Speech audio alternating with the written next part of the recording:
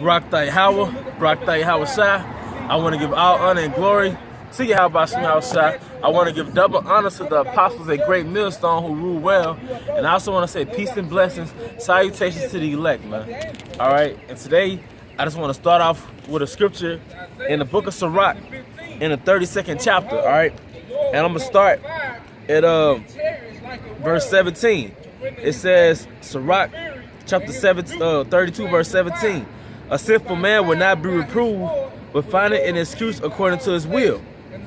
Verse reading down. A man of counsel will be considerate, man. You know, this book is for the elect, man. All right. As men of YAHAWAH, by Hashem YAHAWASHI, you have to strive to be a man of counsel, man.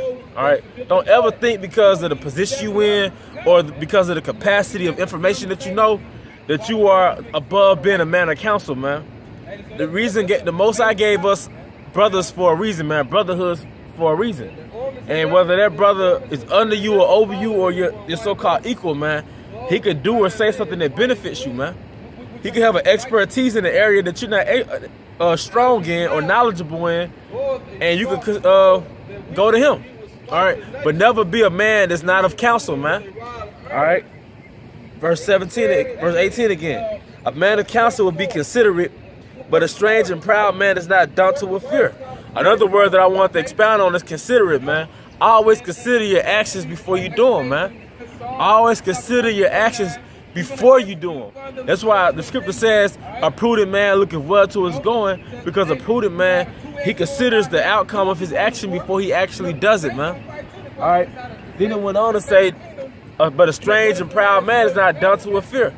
Why does it say a proud man is not daunted with fear? Because you got too much pride to ask if what you did was right or what you want to do is right or wrong. Or you feel like you're above that. And I went to the etymology dictionary and looked up the word strange, all right? It says, I'm going to get on the key words. Distant, inhospitable, separated, external from without. So I'm going to read that again. Sirach 32 and 18. A man of counsel will be considerate, but a strange and proud man is not daunted with fear. It says strange. So there you go, a distant man. Or like he's always without. He's outside of the circle. All right, he's not really spiritually involved in endeavors of the brotherhood, man. All right, that's the same man that kind of has this I'm going to do my own thing mentality. And that's the same man that's not really going to ask advice about certain endeavors, man, because he doesn't want a brother to tell him something that's contrary to his lust, man. All right. Even when of himself he have done without counsel. Do nothing without advice, and when thou hast once done, repent not. Here's another key point. Go not in the way wherein thou mayest fall, and stumble not among the stones. All right. The scripture says to go not in the way where thou mightest fall, man, because it's more than just a plain commandment. Thou shalt not kill, thou shalt not steal, thou shalt not bear false witnesses, thou shalt not put other powers before me. It's more than that, man. You know why it's more than that? Because your life consists of more than that. The average person is not a murderer. The average brother in the truth doesn't commit adultery. The average brother in the truth don't worship no other entities, man. But you have to encounter certain circumstances in your life that you may not have to encounter in the ancient world, because we're in a whole different setup, man. You might encounter certain circumstances in your life that another brother may never go through. All right. But that's why the scripture says, and he makes it plain and simple, but it's vague. It didn't get specific. It just said, go not in a way where thou mightest fall. All right. That's not the plank 10 commandments. All right. It is a key principle that you should keep in this world, because there are millions of things that you can encounter just living in America that you have to apply that scripture to, man. All right. I'm saying it because you got to think on a higher caliber than what you did when you first came into the truth, man. All right. Okay, we get it. You don't eat pork. All right. You don't commit adultery. What about the endeavors that you go through when you shut down shop at the camp? What about Tuesday afternoon? What about when your coworkers like, hey, man, we finna go get fucked up, man? Are we going to a bar? What's going to be your decision? How you going to maneuver, man? All right? And do you know your weakness when it comes to liquor? All right? And these are the scriptures that we all got to drill into our spirit.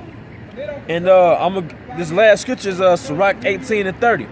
Go not after thy lust, but refrain thyself from thy appetites, man. A lot of things that brothers get corrected on, it's basically rooted in your lust, man. It is your ego or your lust, all right? And what happens is you keep fulfilling that particular ego or lust, and it basically eventually makes you just look bad, man. Because we the elect, and the word elect means elite, which means that we have to hold ourselves to a higher standard than the whole nation of Israel, man. All right? Where am I? Okay, verse 31. If thou givest thy soul the desires that please her, she will make thee a laughing stock to thy enemies that malign thee. So yeah, if you finally go with your lust, all right, and you don't take heed to counsel, all right, and you just want to do your own thing, your flesh eventually consumes you, and it makes it look as though you're not a man of the Lord. I'm not saying you're not a man of the Lord. It makes it looks as though you're not a man of the Lord. Perception is reality, right? So now your enemies have admonition. What's the word? Admonition against you, man. Because you just sit there and let your flesh and your mind consume you, and now it makes you look like you're not a spiritual man, whether that's true or not. All right. Verse 32. Take not pleasure in much good cheer, neither be tied to the expense thereof. But hey, that's the point, man. I'm gonna get this scripture real quick too. Sirach 19 and 1.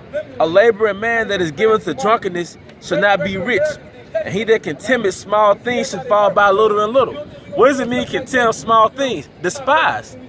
So when it says do nothing without advice, that's not really a plank 10 commandment. That's not a top 10 commandment.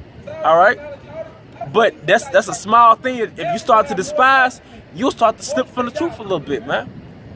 I'm gonna read that again. And he that contemneth small things shall fall by little and little. More and more you kind of slip away from the scriptures and kind of endeavor into your own thing, your own lust, and your little side thing becomes more like a main thing, and you start to put your time and energy into the side thing more. Eventually you get consumed in that, and that's you falling by little and little, whether you're conscious of it or not. All right. Wine and women will make men of understanding to fall away. And you look at a lot of things that brothers get caught in that eventually makes them look bad. It's usually rooted back in what? A female, man. Let's just be frank, man. And that's all of our weaknesses, man. That's Israel's weakness. Going back to the time of Adam and Eve.